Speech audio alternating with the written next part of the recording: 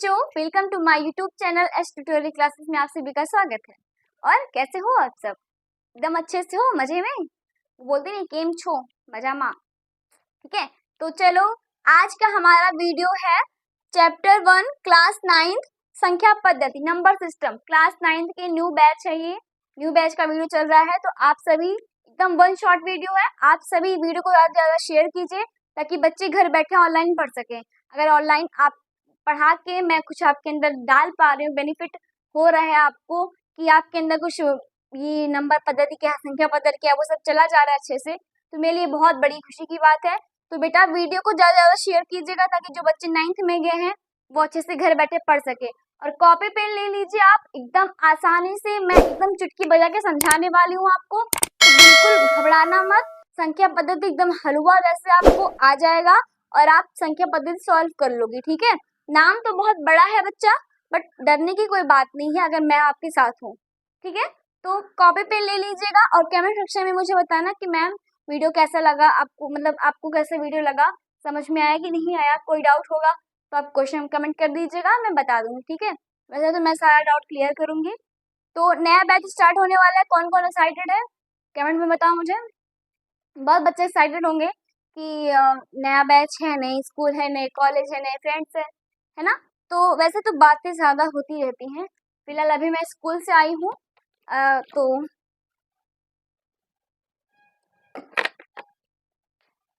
चलिए वीडियो को स्टार्ट करते हैं। हमारा चैप्टर है, टॉपिक है हमारी संख्या पद्धति नंबर सिस्टम।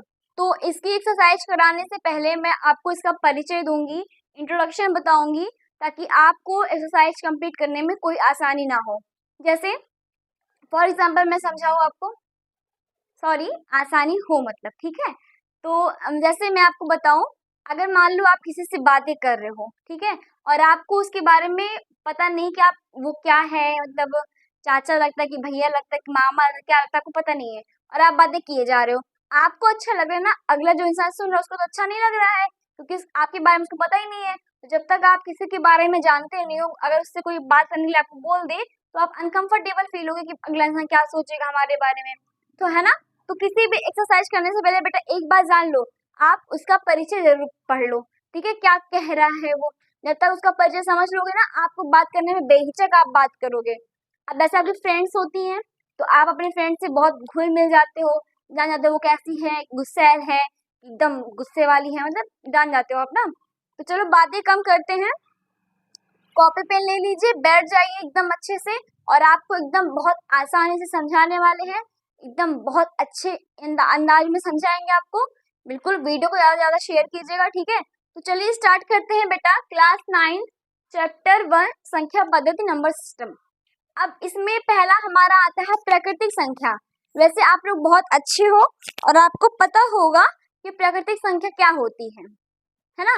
तो क्योंकि क्लास 8, 7, 6 में ही बच्चों को बताया जाता है कि प्राकृतिक संख्या होती क्या है, तो यहाँ पे हम आपको बता देते हैं कि प्राकृतिक संख्या नेचुरल नंबर ये क्या होता है, 1 2 3 4 से लेके अनंत तक, यानी कि जीरो नहीं, 1 2 3 4 5 6 7 पूरा मतलब अनंत तक जितनी भी संख्याएं होती हैं वो कौन संख्या होती है बेटा, प्राकृतिक संख्या। समझ में आई? अब देखो पूर्ण संख्या, ये पूर्ण संख्या क्या है भैया, होल नंबर, आप जानते होगे ना होल नंबर। तो 0 1 2 3 4 डॉट डॉट डॉट अनंत तक, यानी कि 0 से लेकर पूरा अनंत तक, मतलब कोई गिनती नहीं है उसकी, तो वो कौन संख्या है बेटा, पूर्ण नंबर, पूर्ण संख्या यानी कि होल नंबर। अब हम पढ़ेंगे पूर्णांक, इंटीजर्स। ठीक है, पूर्णांक क्या होता है, पूर्णांक बेटा दो प्रकार का, देखो हम यहाँ पे लिखे धनात्मक पूर्णांक और ऋणात्मक पूर्णांक। धनात्मक पूर्णांक में 1 2 3 4 और पूरा अनंत तक होता है। ऋणात्मक पूर्णांक क्या होता है, माइनस से होता है। ठीक है, तलक ठीक है। तो पूर्णांक बेटा अगर आपसे कोई पूछता है पूर्णांक क्या है, पूर्णांक कितने प्रकार का होता है, तो पूर्णांक बेटा दो प्रकार का होता है। कौन सा, धनात्मक और ऋणात्मक। धनात्मक में 1 2 3 4 पूरा अनंत तक होता है और ऋणात्मक में -1 -2 -3। जैसे देखो अब यहाँ पे एक मान लो लाइन खींची हुई है, ये 0 बीच में होता है, 1 2 3 4 ऐसे ऐसे होता है, यहाँ पे -1 -2 -3 -4 है ना। तो ये धनात्मक पूर्णांक और ये ऋणात्मक पूर्णांक। समझ में आई बात, पूर्णांक क्या होता है। अब हम आते हैं अभाज्य संख्या, प्राइम नंबर। ये अभाज्य क्या है, जो विभाजित ना हो, ठीक है, जिसको हम बोलते हैं सम संख्या, विषम संख्या, है ना। अब देखो इसको कैसे बोलेंगे, एक से बड़ी वे प्राकृतिक संख्या जो एक या फिर खुद के अलावा किसी और से विभाजित ना हो। अभी क्या है भैया, समझ में नहीं है, एकदम पल्ले नहीं पड़ा। देखो, एक से अधिक यानी कि एक ना हो, उससे बड़ी संख्याएं हो और वो प्राकृतिक संख्या या फिर खुद से वो कटे। जैसे एक से बड़ी हम कोई संख्या ले लेते हैं और वो किसी के पहाड़े में ना आए, खुद के पहाड़े में आए और एक से कटे। जैसे देखो बेटा, ये हमने लिया है 2, अब 2 खुल ही नहीं रहा है, ये 2 लिया है हमने, 2 खुद के पहाड़े में आता है ना, 2 2 1 के 2, 2 खुद के भी पहाड़े में आता और एक के पहाड़े से भी कट जाएगा, 1 दूना 2, तो एक से भी कटेगा और एक खुद से भी कटेगा। तो मतलब अभाज्य संख्या वो होती है जो एक से अधिक, एक से भी कटे और खुद से ही कट जाए, तो वो होती है अभाज्य संख्या। जैसे 2 हो गया, 3 हो गया, 5 हो गया, 7 हो गया, 11 हो गया, ये सब अपने पहाड़े से कटेंगी और खुद से भी कटेंगे। समझ में आई बात मेरी। अब भाज्य संख्या इसका जस्ट अपोजिट, यानी कि एक से अधिक हो लेकिन ये खुद के अलावा किसी और से भी कटे, मतलब खुद से ना कटे, किसी और के पहाड़े में भी आए। जैसे ये हमने लिया 2, 2 एक से भी कटेगा और खुद से भी कटेगा। जैसे 4 है, 4 2 के पहाड़े में भी आता है और खुद से भी कट जाएगा। तो मतलब जो खुद से कटे और दूसरों से भी कटे, मतलब खुद भी हलाल कर ले और दूसरों को भी बोला कि भैया हलाल कर दो मुझे, है ना। तो ये भाज्य संख्या, मतलब ये जानो कि सम संख्या और विषम संख्या, जो विभाजित होती है वो सम संख्या होती है और जो विभाजित नहीं होती है वो क्या होती है, विषम संख्याएं होती हैं।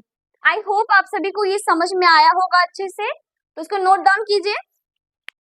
आपको समझ में आया, आई होप आप सभी को बहुत अच्छे से समझ में आया होगा। अब हम आते हैं परिमेय संख्या। परिमेय संख्या इंग्लिश में बोलते हैं रैशनल नंबर। परिमेय संख्या मतलब जिसको हम P/Q के रूप में व्यक्त कर सकते हैं, जिसको हम बटे में लिख सकते हैं, P/Q। फॉर एग्जाम्पल, जैसे बेटा यहाँ पे हम बता देते हैं आपको, जैसे मान लो 2 है, 2 के नीचे कुछ नहीं दिया गया ना, तो आप इसको 1 कर सकते, अपॉन 1 कर सकते हो।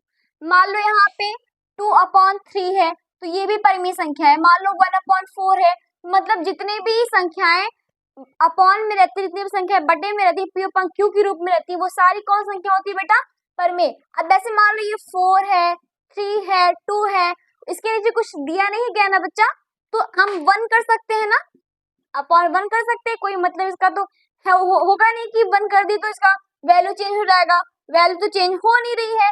तो जो भी हम P/Q के रूप में लिख सकते हैं बेटा, वो सारी कौन संख्या होती है, हमारी परिमेय संख्या। समझ में आया। अब हम आते हैं अपरिमेय संख्या। देखो, इरेशनल नंबर, अपरिमेय संख्या क्या होता है, इसका जस्ट अपोजिट, जो कि हम P/Q के रूप में नहीं व्यक्त कर सकते, यानी कि बटे में उसको हम नहीं लिख सकते। जैसे देख लीजिए, मान लो यहाँ पे √2 है, तो क्या √2 को हम P/Q के रूप में लिख सकते हैं, बिल्कुल नहीं लिख सकते। अब यहाँ पे देखो √3 है, लिख सकते हैं, नहीं लिख सकते। अब देखो जैसे मान लो यहाँ पे √4 है, तो क्या इसको लिख सकते हैं, आप बोलोगे हाँ। अब कैसे, देखो √4 को हम लिख सकते हैं बच्चा 2√2, यानी कि 2 × 2, 2 2 4। तो अगर जब देखो, अगर 2 × 2 अंदर रूट के है तो ये बाहर निकल आएगा, कितना हो जाएगा 2, तो 2 आया तो इसको हम अपॉन 1 कर सकते हैं, यानी कि इसको हम रूट, ये हमारा परिमेय संख्या है, यानी कि रूट में जो भी वर्गमूल का संख्या रहेगी, जो भी ऐसे 4 हो गया और 25 हो गया, मतलब इसका स्क्वायर रहता है, वो सारे हमारे रहते हैं परिमेय संख्या, ठीक है। तो अपरिमेय संख्या क्या होती है, सिंपल सा जानो, अपरिमेय संख्या जिसको हम P/Q के रूप में नहीं व्यक्त कर सकते, ठीक है। अब वास्तविक संख्या क्या होता है, रियल नंबर, सभी संख्याओं का संग्रह, यानी कि मैंने अभी आपको जितनी भी संख्याएं बताई है, परिमेय, अपरिमेय, अभाज्य, भाज्य, प्राकृतिक, पूर्ण संख्या और पूर्णांक, मतलब जितना मैंने बताया है सारी का संग्रह वास्तविक संख्या कहलाती है। यानी कि इसमें पॉजिटिव भी आती है, नेगेटिव भी आती है, 0 1 2 3 4 भी आता है। मतलब मैंने जितना भी संख्याएं आपको बता दी हैं वो सारा किसके अकॉर्डिंग आता है बेटा, वास्तविक संख्या। समझ में आया। परिमेय संख्या क्या होता है, फिर से एक बार रिविजन करवा देते हैं। परिमेय संख्या P/Q के रूप में हम लिख सकते हैं, अपरिमेय संख्या जिसको हम नहीं लिख सकते, और वास्तविक संख्या क्या होती है, सभी संख्याओं का मालिक एक है, कौन है, वास्तविक संख्या, ठीक। सबका मालिक एक, तो सबका मालिक वास्तविक संख्या। समझ में आया? नोट डाउन कीजिए इसको।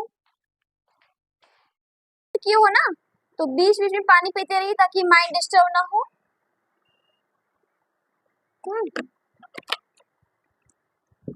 चलो भैया, समझ में आया बच्चों? तो अब ये लास्ट है परिचय का इसका, उसके बाद हम आपको एक्सरसाइज करवाएंगे। तो ये पार्ट 1 है और एक्सरसाइज का वीडियो लिंक में डाल दिया जाएगा, आप लोग देख लीजिएगा। तो ये घातांक नियम है, फार्मूला है, आपने कक्षा 8 में क्लास 8 में पढ़ा होगा इसको।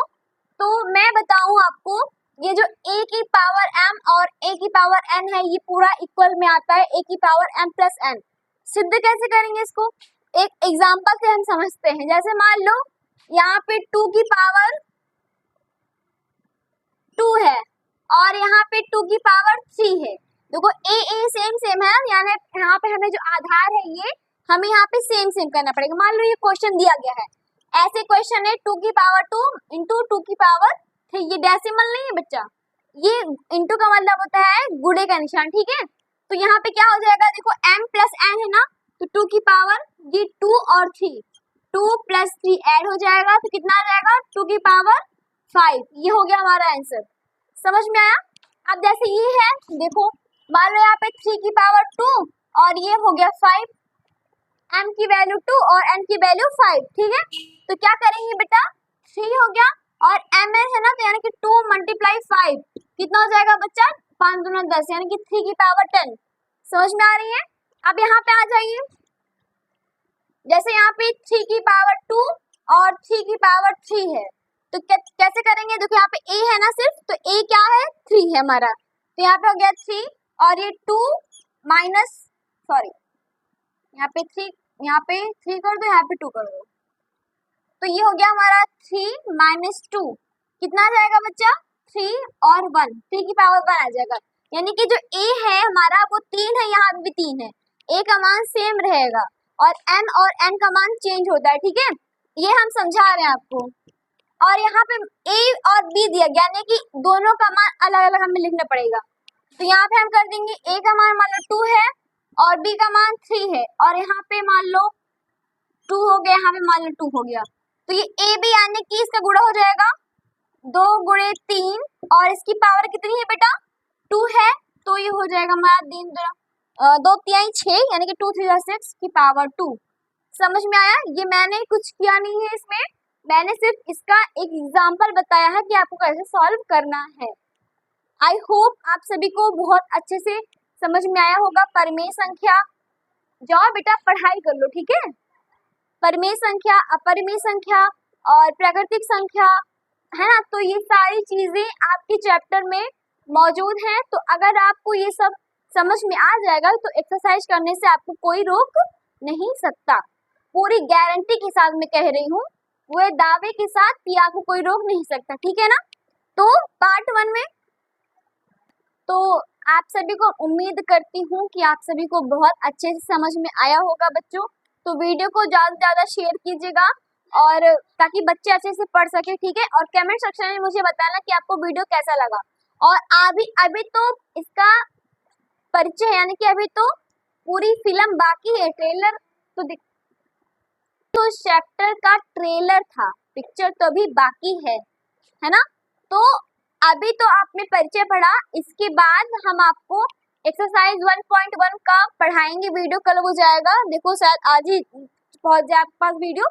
तो पहले इसको तो पढ़ लीजिएगा, कॉपी में नोट कर लीजिएगा, और जो बच्चा मैंने ग्रुप बनाया हुआ है आप सभी नोट करके मेरे पास व्हाट्सएप कर दीजिएगा, ठीक है।